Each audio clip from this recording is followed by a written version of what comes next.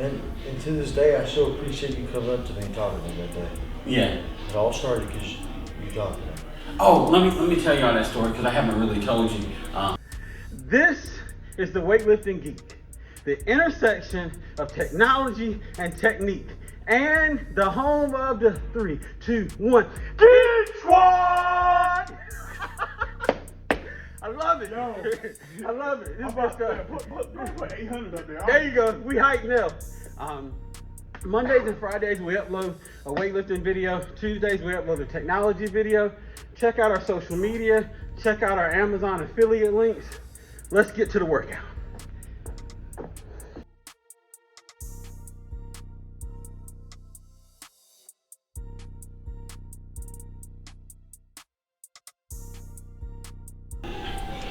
All right, so we are here with the man, the myth, the legend, Jesse Horne.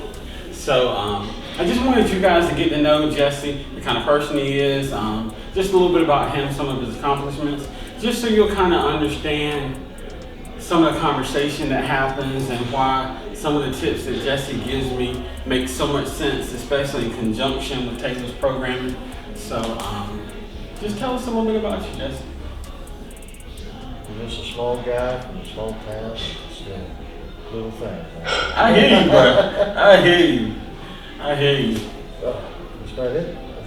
I mean, it's a really broad question. Is there any way you can narrow it down a little bit? Yes. What got you into fitness? Let's start there.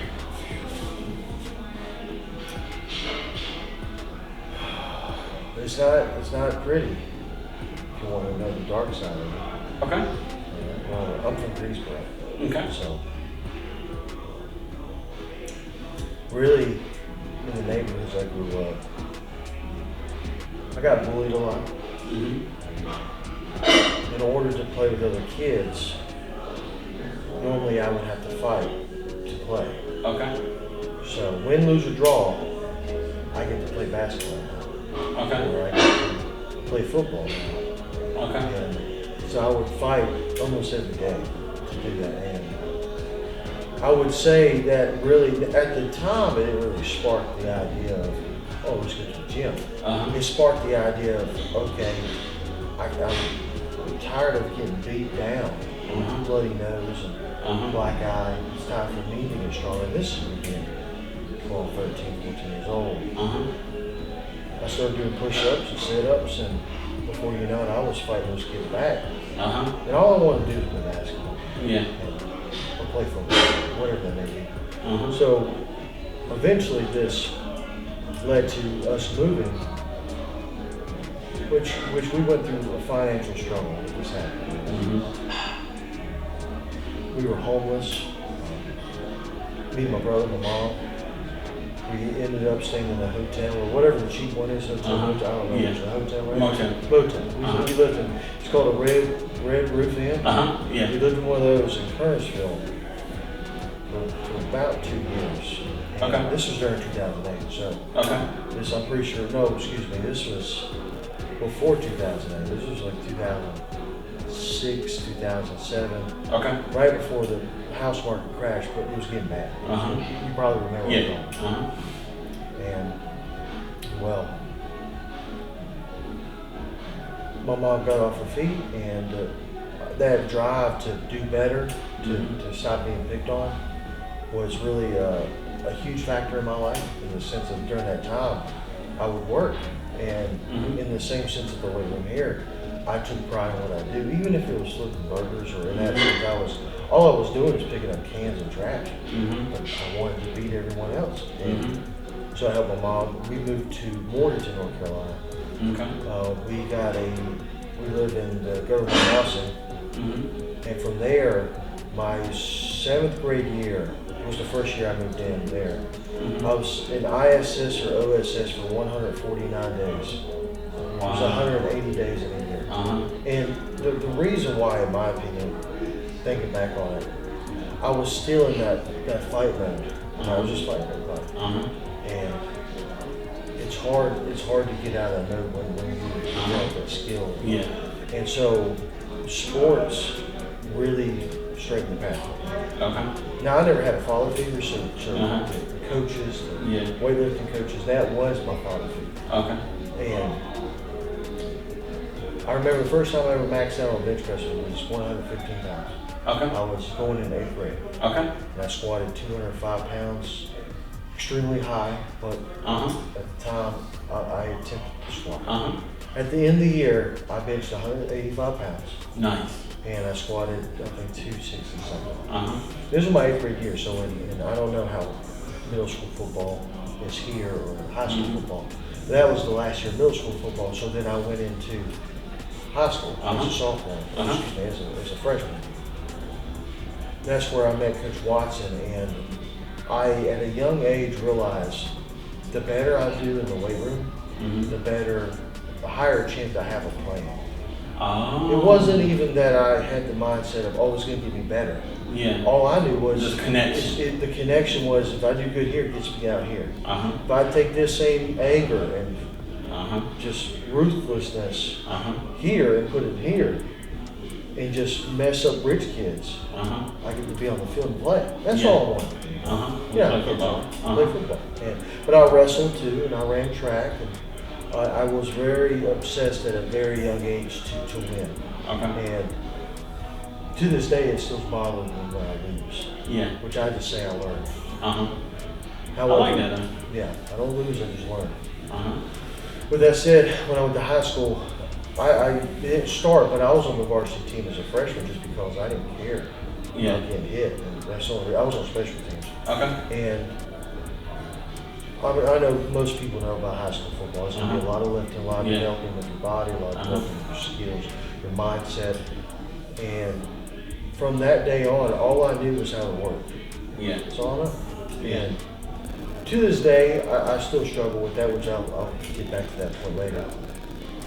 But I just kept training, and I went, my sophomore year, I was a starting line linebacker on the high school football team. I was all conference 3 years in a row. Nice. That was ultimately why I went to college. I didn't go for college football. I went for college track, to run track. Yeah. Okay. I played high school football. I wrestled. Then I did outdoor track. I did lacrosse on top of that. That's the four sports I played in high school. Okay. And as I got to my sophomore year, when I learned or when I realized I had the opportunity to go to college because of my body, Yeah. not everyone's going to make it with their mind. I'll just go ahead and say that. There's someone's going to be smarter. Yeah. And believe me, I was not the brightest guy. Yeah. And I say that I graduated at 3.4, but in high school it's so competitive. In college, It is. the 3.4 ain't enough. It's not. Mm-mm. And with that said, I knew that if I gave it all I have, every single play, every single down, every single 100-yard dash, 200-yard dash, lacrosse game, wrestling, somebody would pick me up. Gotcha. So eventually that happened, and I went to Artist Brothers University, which is a D2 school in Philippi, West Virginia. What's amazing to me is that these skills that I developed with training and really going after it and working hard, which I say this all the time to you and many people, I believe the gym or your hobby is one of the few things left in this world you can put everything you've got into it and that you're going to get that back at some point. Yeah. The hard work will pay off. It will pay off at some point. Yeah. So when I went to college football, that hard work was paying off. Okay. Because I was so far ahead Of everybody else. I was bench pressing. I went in doing 22 reps as 225. Yeah. Going into college as a freshman. It was Nice. unheard of. Nice. There was guys doing 2-3 reps. Uh-huh. And to me, it was mind-blowing in the sense of all I knew was how to go hard. Yeah. That's all I knew. Look, I didn't, like those 4 years in high school, I didn't go to the beach. Yeah. I didn't have vacations. All I did was go train for football. Yeah. And honestly, that kind of is a downfall to me as an adult now, but I'll get to that later. Anyways, back to college. That's all I did, man. It was in the college football scheme. Everything you do from the classroom to your film study to your weight room, all reflects you playing, not just practice. Every bit of it. Yeah. Now there is politics. I'm not going to really hit on that, Yeah. but I will say there is politics. Yeah. So after college, I did play one summer in the Canadian Football League.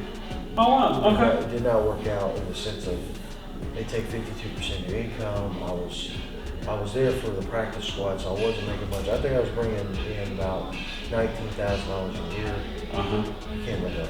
Uh-huh. There's just no way. We were struggling. There was 5 of us paying for a house. In other words, Yeah. we were struggling. Mm-hmm. And so it was. And at the time, I never graduated from honors and gratis. I struggled in organic chemistry too, which later come to find out that was not just organic. That was inorganic chemistry all in one class, which is unheard of. So when I went to Appalachian State, I had to start over. Okay. But that was okay because in my mind, I've been at rock bottom before. The best thing about rock bottom is a great foundation. There's always one way up. Yeah. And so I started over, and I kind of seemed lost after a while, but the weight room was always there. Always there. I was working out, which I told you the difference between working out and training. Yeah. There's a difference. Working out, going through the motions, you're just there to just do it. Whereas in training, you hold yourself accountable for what you're going towards.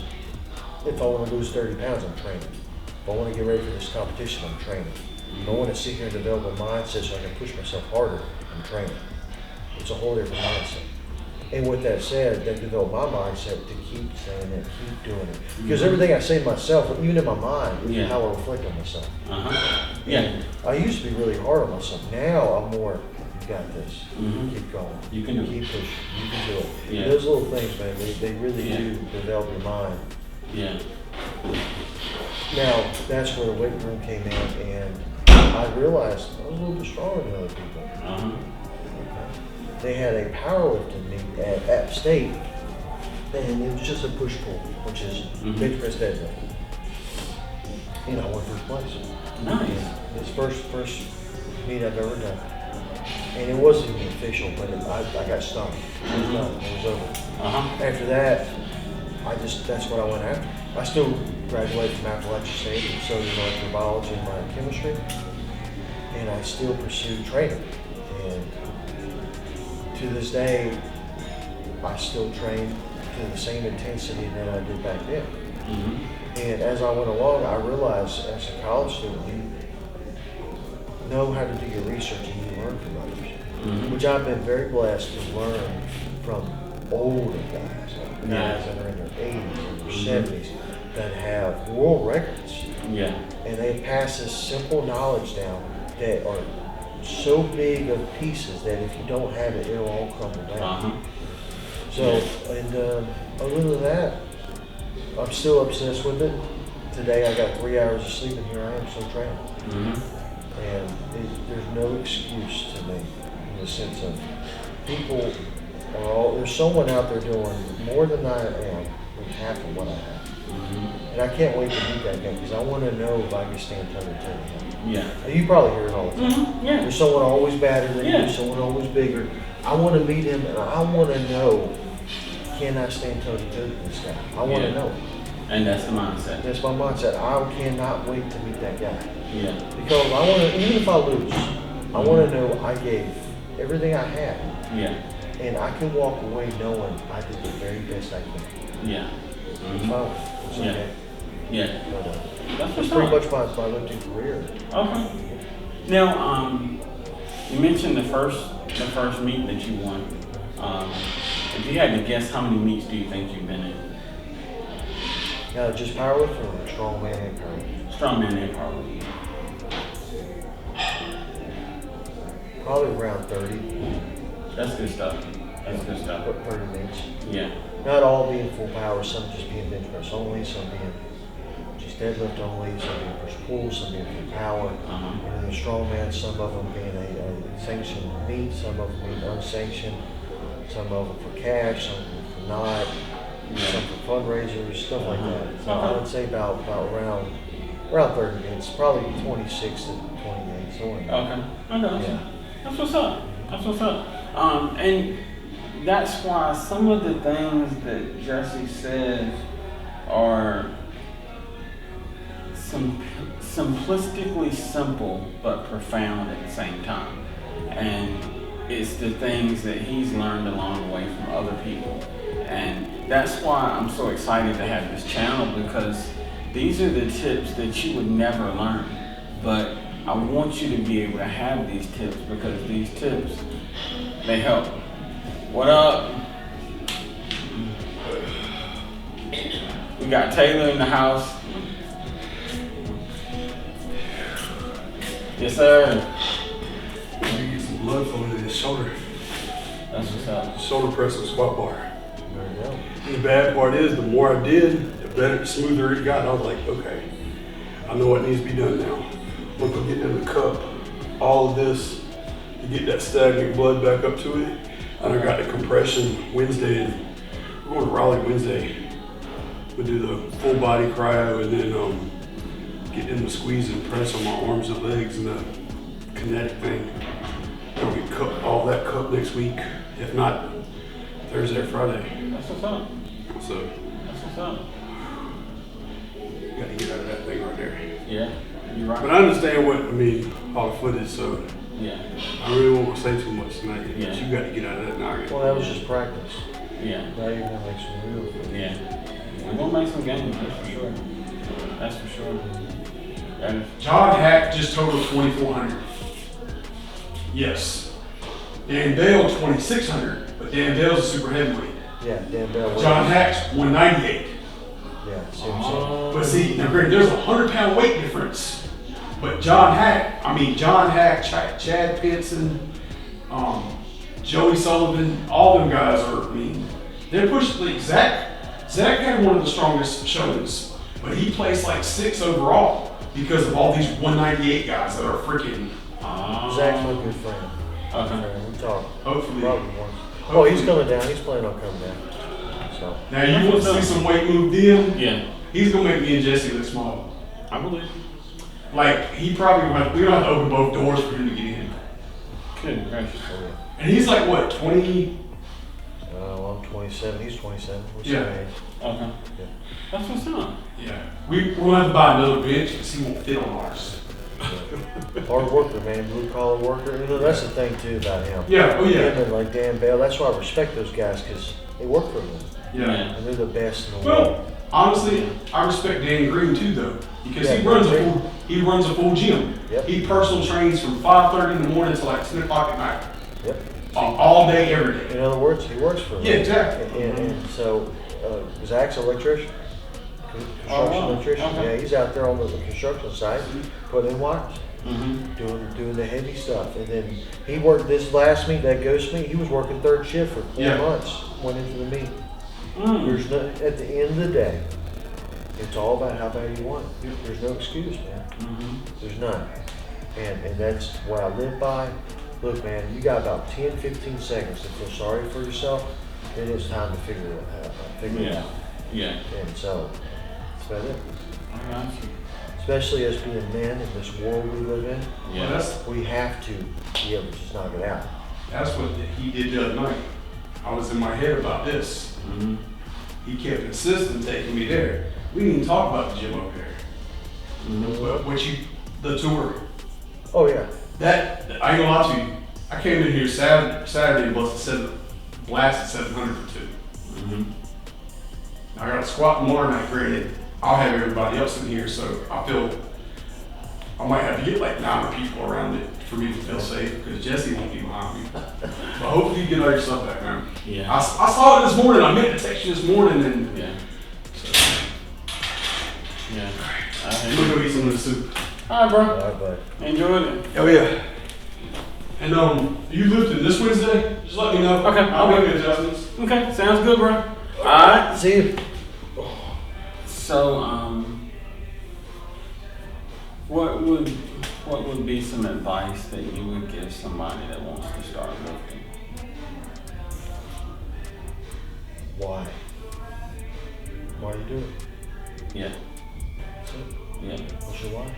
Now, I want y'all to take note of one thing. The live stream that we did with Chancey Fit, the same answer. And the reason why I'm highlighting that is because there is a consistency among those that view this as a craft. And that is what I've come to appreciate. Is I always thought you come in here, you lift weight, and you go home, and you know it is what it is. But when you take notice of anything, you realize what goes into it. It's not just lifting weights. It's mental. It's diet. It's a million other things. And that why is important. That's what you got to figure out. And if it's not big enough, if it's not strong enough, you'll never get to your goal. Don't be afraid to make that why big. Don't be afraid. Because someone else is going to be afraid, and that gives you opportunity to complete your why. Exactly. You just got to be brave. Yeah. And look, I pray for those opportunities. Yeah. That's what I pray for. I pray, Lord, give me strength. It gives me opportunity to be strong. Yeah. I pray for courage. It gives me opportunity to be courageous. And these are these moments right here that I pray for, that I want. And for example, my why. Mm-hmm. My why is for my family. Okay. I had a family growing up. I don't want them to go through what I had to go through. Yeah. I will be if they do that. Yeah. That's why I work my 10, 12, 14-hour shifts coming in here and praying. Yeah. It doesn't matter. Because every single day that I don't come in here, my opponent gets better. And that opponent is my family not eating that day. Mm-hmm. My family worried about the next paycheck to pay rent. Mm-hmm. My family worrying over just small things that should never matter. Mm-hmm. That's my why. And I don't even know that. I don't have a girlfriend, I don't have a wife, I don't have kids. Mm-hmm. But I'm already preparing for them. Yeah. And that's my why. I got it. No one's gonna come between me and my why. Period. Yeah. So that makes sense. That makes sense. And I mean, you guys know my why. My why is to improve myself, and also it's you guys, because I really, honestly, and truly believe that having this YouTube channel has been one of the major reasons why I have not quit lifting. Because in times past, I would go for 6 to 8 months for a reason. I would stop because of this or because of that. I never got a gym membership. I was always lifting at other people's houses, so if they stopped, I stopped.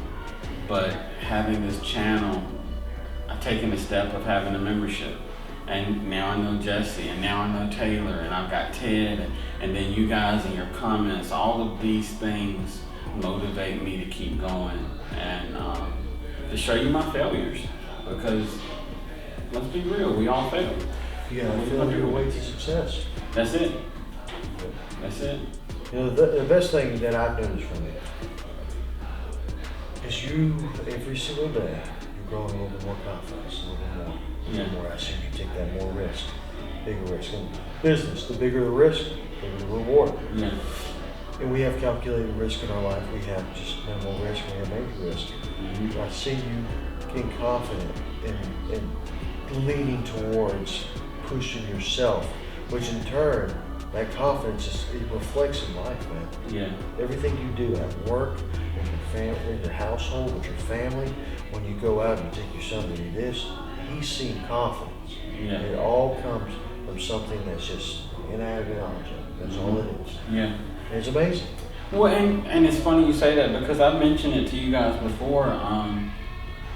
My story was a little similar to Jesse's in the sense that I was always the odd man out when it came to school. All the other kids had the fancy shoes and whatnot, and I had the Walmart version. And there's nothing wrong with that, but as a kid, I always felt like I was left out. And as a result, I developed low self-esteem. And it wasn't because of my family or anything like that, because they always encouraged me, but it was within me, because I felt like I didn't measure up to everybody else. And all of my hobbies have been a chase to develop self-confidence. And now, because of powerlifting and weightlifting, when I played pool, I had self-confidence when I was on the table, but then it faded, and it didn't come back until I played pool again. But with weightlifting, when I get out the shower and I see just a little extra ripple somewhere, it's like, hey, you're getting somewhere. Yeah, and see, one day that's gonna be me. One day that's gonna be me. You're taking one trip to get all the groceries in. There you go. You know what There you I'm go. saying? Look, Just little- 10 bags in one hand, 10 bags in the other. Open the door. Well, you open and you command. Yeah. But those little things start building up. Yeah. And it's a game changer, man. Yeah. And it amazes me people have not discovered this. It's the cheapest form of therapy. Yeah, it is. And I always remember this quote: "You will never be criticized by someone that doesn't believe in you." Exactly. Remember that. It is something that is a big thing about the gym, because outside the gym, a lot of people criticize. They don't understand. Mm-hmm. And I find it very naive if they don't understand. That's okay. Because when they don't understand and they point you out on it, it tells you I'm moving ahead. That's where I'm going in the right direction. Mm-hmm. You're taking notice. I'm taking notice of it. Uh-huh. They're just, they have to go out of their way to remind me I'm going my right way. Uh-huh. Think about it. Yeah. It's just reverse psychology. Uh-huh. That's all they're trying to do. Yeah. Well, you just hyping me up. Yeah, because I'm moving and you're I'm not. about to put 5 more pounds on the weight now. You know what I'm saying? Yes, sir. Yes, sir. Well, I don't want to keep this video too long or make this video too long, but I really wanted you to get a chance to know Jesse. Jesse is a very intelligent man. The things that he knows about his profession and water is it still boggles my mind, some of the things that he knows, but it's all part of that complete package. And I wanted you guys to have a chance to chat with Jesse and to kind of get to know who he is as a person. And there'll be many more of these to come, but I thank you, Jesse. No problem. Because it just, now it's a trifecta. Because it was me and Taylor, and now, like, I'm really gonna get some shirts made that say Gym Squad. You know what I mean? So me, you, and Taylor got shirts, Gym Squad. You know what I mean? We're working on some merch as well. It's gonna be some stuff coming. And to this day, I still appreciate you coming up to me and talking to me that day. Yeah. It all started because you talked to me. Oh, let me tell y'all that story because I haven't really told you. So I was in the gym. This was after Taylor had kind of switched. He wasn't coming in the afternoons because he was actually coming in the morning. So because he was coming in the morning, he would give me my sets, but most of the time I was by myself in the afternoons unless somebody else came. So I'm lifting weights and whatnot. And I was working out. I wasn't training at that time. I was kind of just going through the motions. And I see dude come in and he starts doing the overhead press, like the 315 video that you guys saw. And he started with like 5 pounds. And I'm like, what in the world? Because I'm looking at his frame and I'm like, there's no way. And Jesse goes from 5 pounds all the way up to 275 pounds. And when I saw him do 275 like it was nothing, I was like, you know what, I just gotta go speed. Because I feel like that is one of those things where when you work hard to develop a craft and someone else takes notice of it, if nothing else, it's a reminder that you're on the right track. So I literally just came up to Jesse just to be like, man, I'm telling you, that was impressive. And that's literally all I said. And then it was like a week later, and it's still in the gym, working out or whatnot, and Jesse's doing bench press. And I watched this dude bench press 405 like I bench pressed 225. So I came up and spoke again. And then we actually just started talking or whatever, and I left. I called Taylor, or I text Taylor, and I'm like, yo, I met this dude at the gym. Dude is swole and strong. And Taylor's like, you mean Jesse? I'm like, you know him? Come to find out, Taylor and Jesse had been messaging on Instagram. And that was the beginning of everything. So, within 2 days, everyone knew who I was. I still don't know everybody. yeah. But for some reason, they know me. Yeah, that's it. I mean, hey, I'm honored, but I'll be the first one to say I got a lot of work to do. Yeah. And I'm just trying to get back to where my prime was. And I tell you what, it's been a journey, but I've been loving every second of it. So tell them what your prime was so they'll know. Oh, well, like my heaviest lifts, Mm-hmm. my heaviest squat was 745. I've done that up in Cherokee. Damian Solis, he's the, what is it, yeah, Cherokee. And he runs the gym up there, and it's great to go up there because those guys are warriors, man. Blood of warriors. Yeah. And so when they train, they're all after it. Every bit of them. And so when we go up there, you better be ready. Yeah. Because they want to know how much are you willing to go, just like them. And so you're going back and forth. But that's what I ended up with that day. Okay. Zach was up there squatted 805 for 805 for 6 reps. Good gracious. With no knee sleeves on. We call them skin sleeves, which means raw, nothing. Good. 805%. I had knee wraps on, a belt. He had a belt on. Belt on, wrist wraps. Yeah. Oh yeah. But that was my heaviest squat I've ever done. I mean, I've done reverse band squats at 785 to walk out and get used to it. Bench press, the most impressive feat, and I was training for strongman. It wasn't even for bench, for powerlifting. Powerlifting, the heaviest I've ever done was 425. But strongman is when I was training. It's ironic when you train for something else is when you get really strong at something. But in strongman, it's all about shoulders. It's not necessarily about chest. And what I realized was, just like the analogy I told you before, the engines, transmission, drive shaft, there's torque converters down here. Right? Well, I wasn't training my transmission. I had this little stock transmission up here with this mighty Hemi engine down here, right? And so when I started training shoulders is when I started seeing just, bye bitch, I'll see you in heaven. Now, I'm speaking just for me. Not everyone is that way, and this is me training my program towards me. And which is another conversation down the road. I did 500 for 3.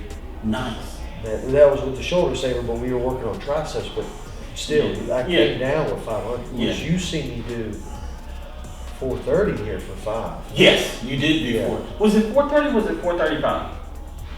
One of the other. Yeah, but bananas. That was the day I had you and Taylor shoes.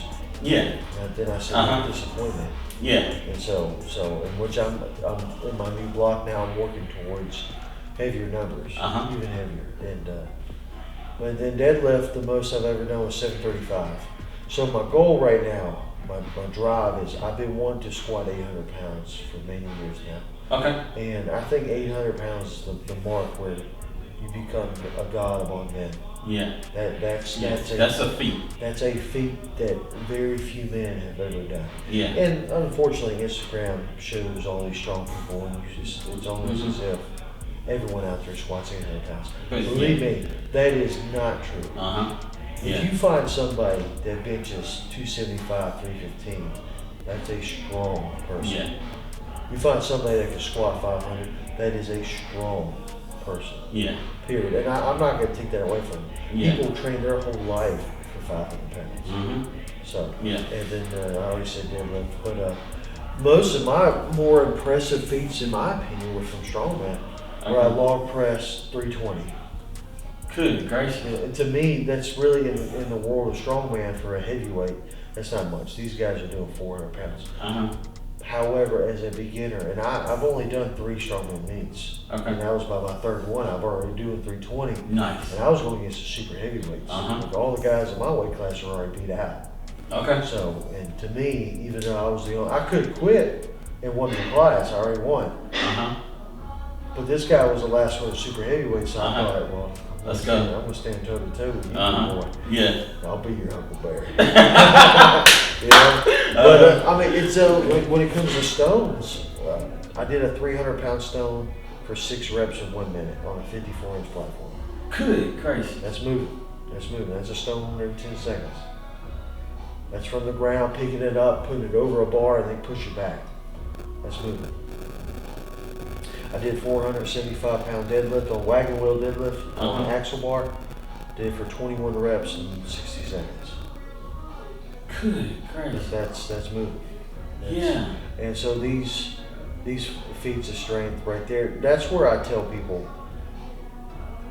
I'm impressed in powerlifting. I'm not going to take it away. It amazes me some of the things people do in strongman.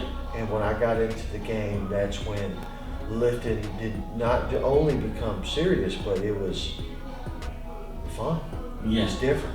And like I was telling you today, It's practical. yeah, it's more of a functional strength. It's something, I've never been more strong. When I went from strongman back to powerlifting is when I did 500 pound bench press. Because I trained shoulders, that's all I did. I didn't train chest. Yeah. I didn't train bench press for 6 months. All I did, every single upper body day was shoulders. Gotcha. So, and as you can see now, Yeah. it's still there. I need to get back to where I was doing it. Well, 315, I've never, not strict military, but push press 315. That video, I filmed it. Yeah. But I put that up not for the fact that I'm proud of it. Well, I'm proud of it. I failed it, but I attempted it. That's the only reason why I put it up. I want people to know it's okay to fail. Yeah. But you gotta take the risk. There's I can't remember the guy's name, but he was talking about what if, right? And he said, what if never went to the arena? That's what he said. It makes sense to me. You gotta be winners. The reason why there's champions have learned a long time ago. You gotta be willing to lose in order to gain. That's it. So you go into the gym, it's a PR day. You gotta be willing to lose in order to receive that PR. You gotta be willing to go through a lot of pain to get the pleasure. And so, but yeah, strongman was a great. I recommend everybody to try it at least once in their life. Go to strongman or strong woman, either one. Just do it once, even if you don't win. Just do it, and it will be an experience that you can never, ever regret doing. Gotcha. I even recommend it to you. I recommend it to Taylor. It's a whole nother ball game. Yeah. It makes you think how simple the gym is. Yeah. So nice. Yep. That's what's up. So I wanted you guys to get a chance to get to know Taylor, and I want you to pay it to Jesse. I'm like, wow, I always get you and Jesse mixed. Get you and Taylor mixed up all the time. And I don't know why. I edit out most of them, but this one I'm gonna leave in because it's hilarious. It happens all the time. But I wanted you guys to get a chance to meet Jesse, and the things that Jesse and Taylor say along the way, I want you to take them in because it's gonna help you. It's gonna help you. So I say thank you as always, and what do we say at the end of every video? Stay strong, stay positive, stay active, kick squat. I hope you guys have a good evening.